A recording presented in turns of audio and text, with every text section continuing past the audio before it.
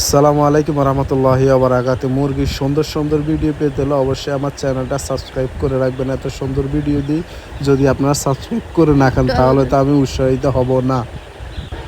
অবশ্যই মুরগির সংক্রান্ত সঠিক তথ্য আমার এখানে পাবেন। এই মুরগিগুলোর বয়স হচ্ছে আজকে 9 দিন।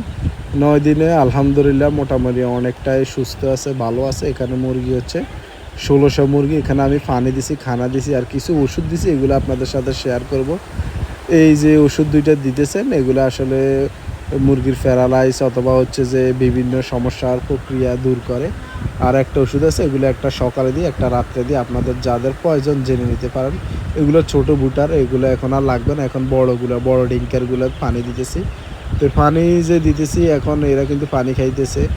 এখন আমি হাঁটি হাঁটি প্রায় টাইমে দেখি যে এগুলোর কোনো সমস্যা আসেনি।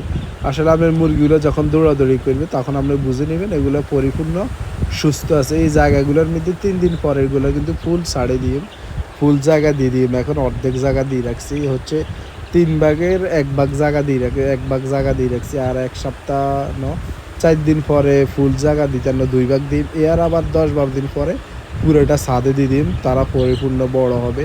তবে অবশ্যই আপনি এখানে ব্যবসা করে সফল হবেন ইনশাআল্লাহ, যদি আপনার পরিপূর্ণ এটার জ্ঞান থাকে আর হচ্ছে আপনি ক্যাশ টাকা নিয়ে ব্যবসা করেন। এটা নিয়ে আপনি ইনশাআল্লাহ সফল হবেন। অবশ্যই আমি আবার বলবো, আমার ইউটিউব চ্যানেলটা একটু সাবস্ক্রাইব করে রাখবেন, যেন আমরা নিত্য নতুন ভিডিও দিতে পারি। এত সুন্দর ভিডিও দিয়ে যদি আপনারা একটু সাবস্ক্রাইব না করেন কীভাবে দিব? এই বাচ্চাগুলোর বয়স 9 দিন। এখন প্রায় আলহামদুলিল্লাহ আমার যাওয়ার শেষ টাইম দেখি একটা বাচ্চা বাইরেই রয়েছে, ওরে ভিতরে ঢুকাই দিলাম। আসলে বাইরে থাকলে তো খানা পাইতো না।